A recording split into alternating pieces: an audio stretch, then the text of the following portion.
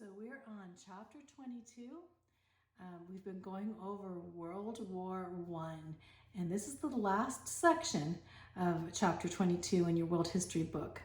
And we're going to be talking the peace that failed, the aftermath of World War I, the Great War, which was supposedly called the war to end all wars. Well, we've had quite a few wars since then, haven't we? So we're going to also go into President Wilson's plan for peace. Woodrow Wilson is putting together a plan for European peace and peace in the world. And on to Versailles Peace Conference. Versailles was actually in France, and that's where they met to put together peace in Europe. And they had to redraw the map now, as certain countries had become nationalized themselves, and also certain countries had to be given back from what Germany had taken over.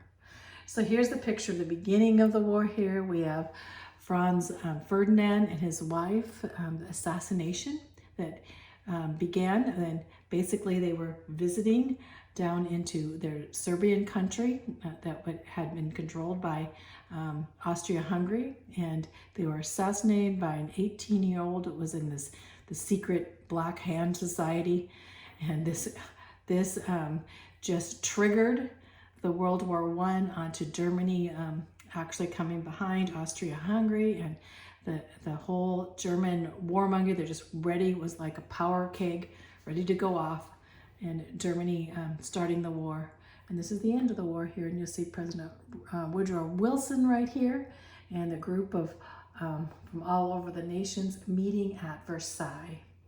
And here's a memorial of the war there, a tank stuck in the snow. The aftermath of the war. Well, World War I brought the greatest destruction in property and people the world has ever seen. More than 13 million people died from battle or disease, and 21 million were wounded. The financing of the war drained the treasuries of many European countries. They were broke, let's just say that. Then America began to ship food and medical supplies across the Atlantic. American charity kept millions of Europeans, including Germans, from starving after the war. As you can see here, they were devastated. They had no means to produce their crops and such. They had food was scarce, and so we actually supported the most of Europe, and even the Central Powers, to keep them from starving to death. World War I spiritual impacts. So what were the spiritual impacts? Well, the impact on the spirit of mankind, because before the war, people believed in human progress and the triumph of Western civilization. They thought basically man is good and man is going to become better, and we're going to better ourselves. But the war shattered this idea now. And the false concept of continual human perfection, that human man could never perfect himself. Basically looking at this war and how it could happen was very devastating in our spiritual hearts, knowing that mankind is basically, sin has kept us as evil. And so the concept that humankind is good and we'll end up getting better and no more wars and we'll all get along. The spiritual impact was there, like we're not what we think we are, huh? The only explanation for the horrors of World War I was the biblical doctrine of man's sinful, depraved nature, and the only solution. What is the only solution to our sin? Biblical Christianity. The only solution to our sin is Jesus. Jesus is the answer. All the other insights they had in the war led to nothing, to no avail. President Woodrow Wilson's peace plan. Well, here we see Woodrow Wilson looking into the war. Of course, his campaign in the beginning was that he was going to keep us out of the war, which he couldn't.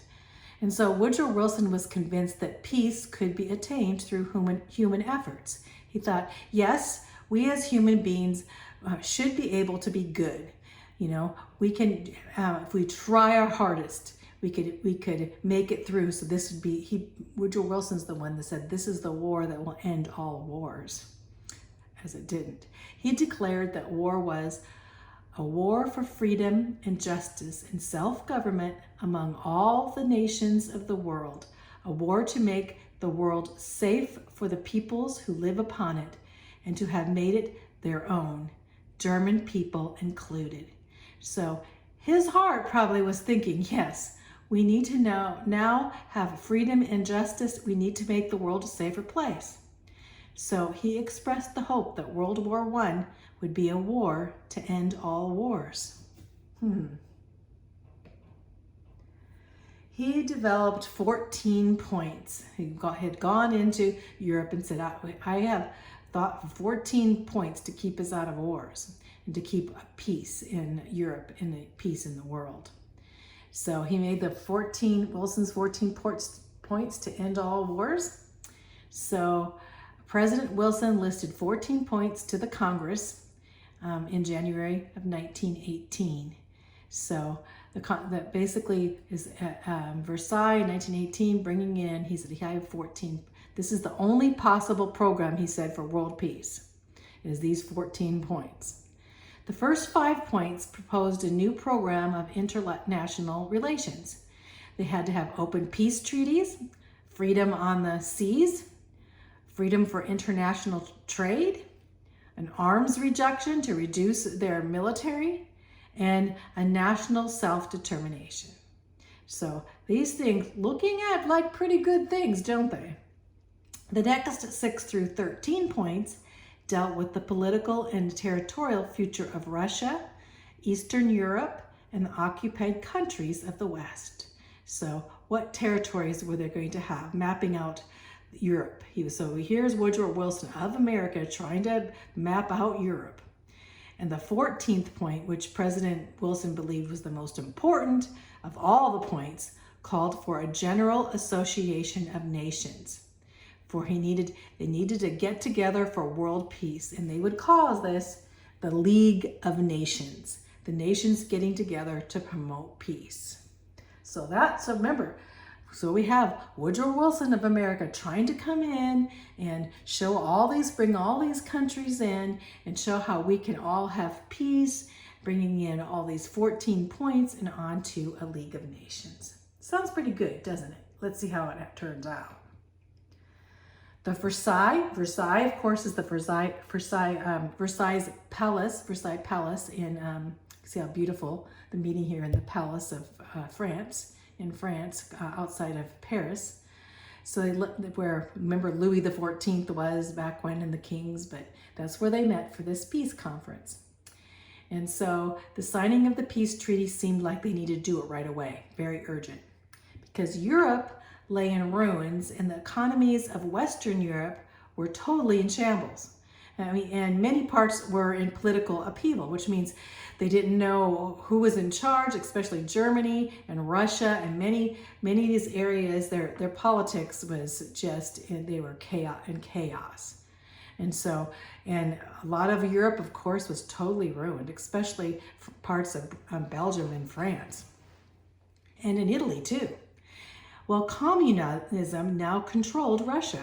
As you remember, they had the Russian Revolution, and the Bolsheviks came in and opportune. Lenin actually took over the whole nation in the midst of the turmoil of the war, of World War I.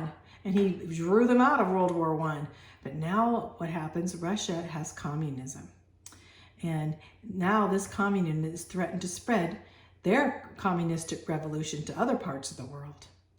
So this peace conference is very important, and it was convened in January of 1919. So they're meeting together. Here's a picture of them looking through the windows over at the peace conference and wondering what they're doing and how they're it's kind of weird. They have this weird, I always think when you see these checkerboards, they're kind of a secret society or something. But anyway, they're looking over there to see what peace they would have. The big four, there are actually 4 of the big guys of the big countries in charge to making this peace. But the conference made little progress, so it took a long time. It was supposed to achieve a peace between equals, right? That's what President Wilson wanted, a peace between equals. But there were no representatives from any of the defeated Central Powers. They weren't even invited. So these countries that had surrendered, they were not at the peace treaty. It's kind of hard to have a peace treaty when you don't have both sides there, isn't it? So after 2 months, the leadership fell into 4 influential men. These 4 guys were going to decide what Europe was going to look like and what kind of peace. Well, who were the 4 guys? We have President Woodrow Wilson right here. We have Prime Minister David Lloyd George. We have Premier Georges Clemenceau of France. So we have basically America, England, and France. And then we have Prime Minister Vittorio Orlando of Italy. So those are the 4 guys sitting here. And so now they're going to make the whole peace treaty. And of course, we don't have any of Germany or Austria or any of those countries there. So they're just deciding what they should do without them there. So here's the gap. Here's the cartoon gap. Here's Belgium and France and England and Italy. And this little area here, trying to decide, it's going to break through. And we have the United States just saying, okay, we'll decide everything for you. It's and we'll decide what this League of Nations is. The League of Nations. Well, President Wilson insisted that, and he proposed the League of Nations be formed. This was his 14th point on his 14 points. And he wanted this to be part of the treaty. So the delegates of Versailles, those that had come there, appointed a special commission to draw up a convenient charter or a charter so they could begin this League of Nations. By mid-February 1919, the Versailles Peace Conference had approved the Covenant of the League of Nations, which was later established in Geneva, Switzerland. So basically at Versailles, they were going to say that we're going to go ahead with the League of Nations. Here's a picture of the League of Nations, and everybody's pointing at each other. Like, okay, peace for you, peace for you, peace for you, peace for you. While war over here is going on, right? It's kind of a cartoon that's not so good. So on paper, it looked like a final solution to world peace. Like, oh, this would be good. To guarantee international cooperation, achieve international peace and security. We thought, okay, this is good. We'll get together and we'll compromise so we can have peace. And of course, Woodrow Wilson in the midst of this saying, yeah, this is great. It's exactly what I would put together. But it would become one more of man's futile attempts to impose peace on peoples their hearts are at war with each other. So although we're saying peace, peace, their hearts are at war. Germany, Austria, Britain, and France, they had bitter hearts against each other. So how could we really get these countries to stay at peace? The Treaty of Versailles. The treaty was a series of compromises with some of Wilson's 14 points, including the League of Nations. So the treaty is a little different between the 14 points and between the League of Nations. Now we have the treaty. They got together, for the Peace of Versailles, and now they're going on to the treaty. So unfortunately, Wilson's peace among equals was not even included. So they're like, we're not going to have peace among equals. So what was included? So here's the Treaty of Versailles. First of all, Germany would lose its territories. They're forced to give up all of its colonies, including Alsace and Lorraine, to France. France wanted its land back. And France was also given 15 years of rich industrial Saar Basin in Germany, and then Germany also lost Poland, his borders with Poland and Denmark. And there was taking the military away, demilitarization of Germany, which stripped Germany's mighty army and reduced it to only 100,000. And then the draft was prohibited, means they had to keep this amount at 100,000. They couldn't draft any more of their men into being soldiers. And the Navy and the Merchant Marine were limited now. And Germany had to be occupied by Allied troops for 15 years. So for 15 years, the troops of allied nations such as France and England had to stay in Germany. And they would have a 50-kilometer zone that would be totally demilitarized. So there'd be 50 kilometers there that where these allied troops would stay, and so that they could see what's going on and they could actually keep control of Germany. So, and then Germany had to admit guilt, the reparation and admission of guilt. So Germany had to say, we caused the whole war. And this forced Germany to admit the sole responsibility for causing the war, which meant that they had to pay for the entire war, all of the war damaging, which was $55 billion. In 1921, we'd say it would be like $55 billion. So Germany could not pay their war debt, $55 billion if it was today. They were in total economic collapse. So Germany could not pay its debt, and now it had no military, and basically they were being under control, all these things. It says the terms of the German people here, Germany looking on to the terms, you must pay all damage to all civilians on land and sea and from the air. Germany has to pay for everything. Reparations up to $55 billion in today's money. Germany protests the treaty, of course. They protested and didn't, because they said that the treaty, they kind of said, well, look at Woodrow Wilson's 14 points. They look pretty good, and you don't even have those 14 points on it. There's not even the spirit of it. So Germany said, you could care less about us. You know, you don't even Woodrow Wilson could care less about us. So Germany was humiliated at having to accept the total responsibility for the war. But Germany had little choice. They could only accept this treaty. So on June 28, 1919, 5 years following the assassination of Archduke Ferdinand in Sarajevo, the treaty was signed. So the total war was, at that time, to the signing of the treaty, was 5 years. So here we have this picture. Here we have the Germans coming in and saying, what? They're just coming in like, we have to accept the whole responsibility for this war and pay everything back? There's no way. And so under the Versailles Treaty here, this treaty, you'll see a monster. This monster coming out. This monster is Adolf Hitler. So because Germany had no hope at all, there would be coming onto the scene would become a total dictator, and the Nazi Party started developing in Germany. And you'll see Hitler crawling out and beginning this Second World War. The Treaty of Versailles left Germany bitter. German people were saddled with guilt, with a debt they could not even pay.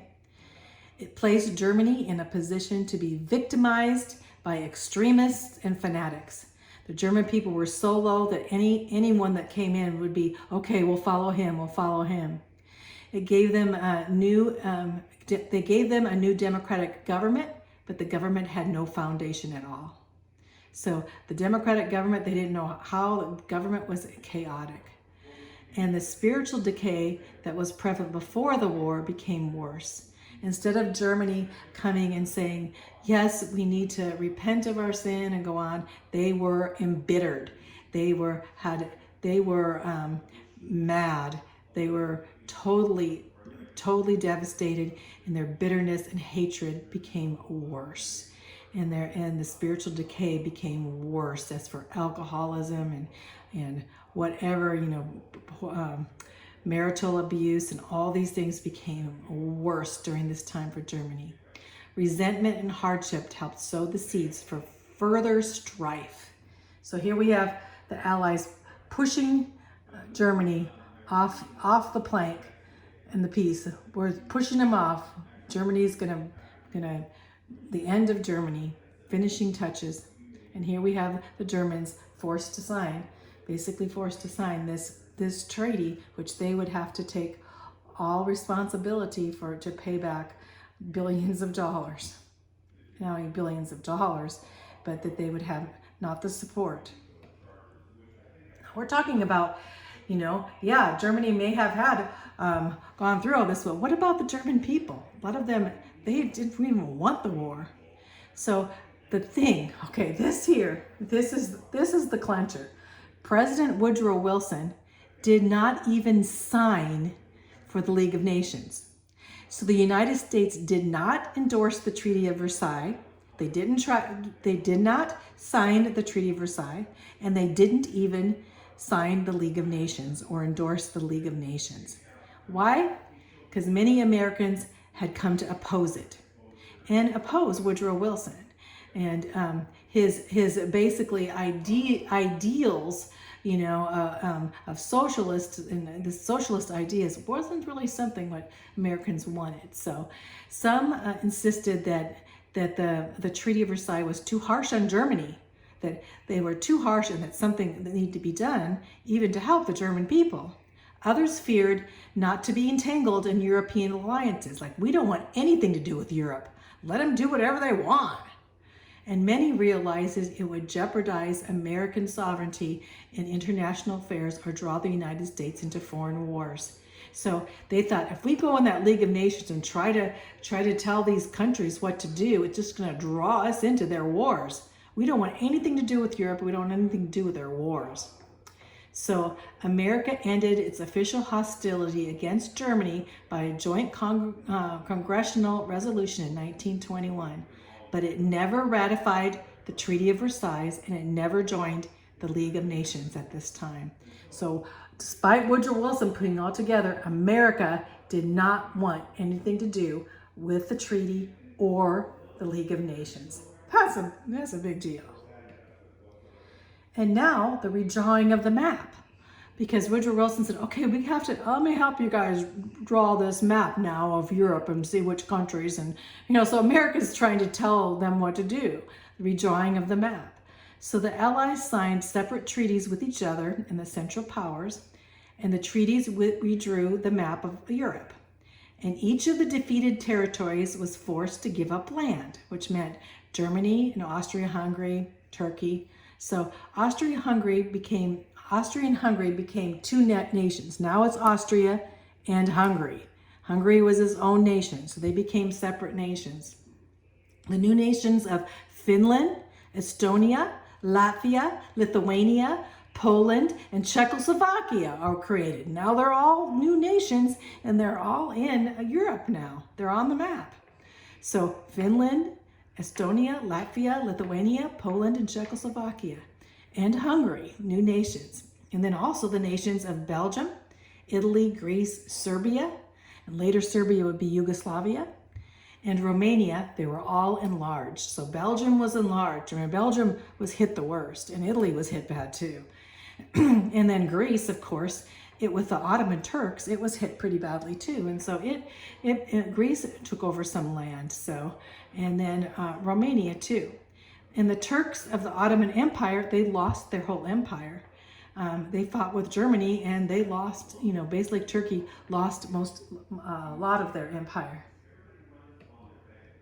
So here's how Europe was redrawn, So you can see the collapse of 4 continental empires, Turkey and Germany being 2 of these, and they were replaced by the nation states. Well, actually, Germany, the German states, and Austria-Hungary, the big Austrian Empire, and on to the Ottoman Empire. These were all, gone. And so now what do we have? We have the new nations here. Finland, Estonia, Latvia, Lithuania, Poland, Czechoslovakia, Austria-Hungary, Yugoslavia, coming out of this Austria-Hungary German. And then in here we have France gaining and Belgium becoming bigger. And so we can see how the whole map of Europe is different now after the war. Another world war? We hope not, but yes, because of the broad scattering of the various ethnic groups.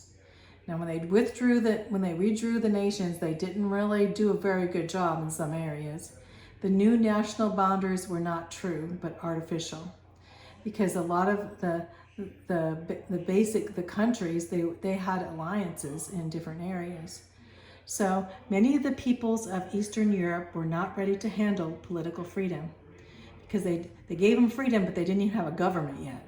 So if you don't have a government yet, you're going to have a dictator come and try and take you over because you're not very stable. The artificial division and artificial attempt to promote self-government and the harsh treatment of Germany was treated so harsh, later created many problems and contributed to the outbreak of another world war only 20 years later. So only 20 years later, we would have World War II. Here's a picture. This is a picture of Hindenburg. I think this one is Hindenburg, and this is Hitler. Hitler was actually around then, and he was going to be climbing out into the next World War.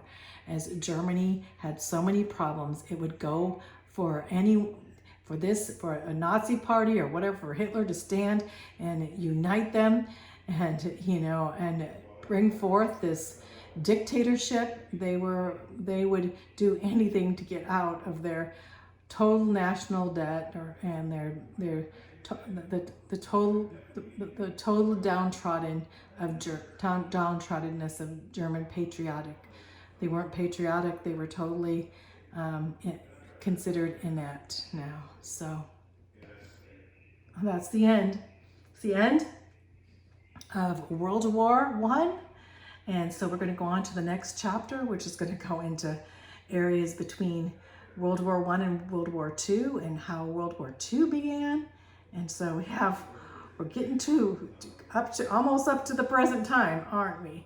So just remember, as we see, the world actually, peace comes from the heart and of Christianity.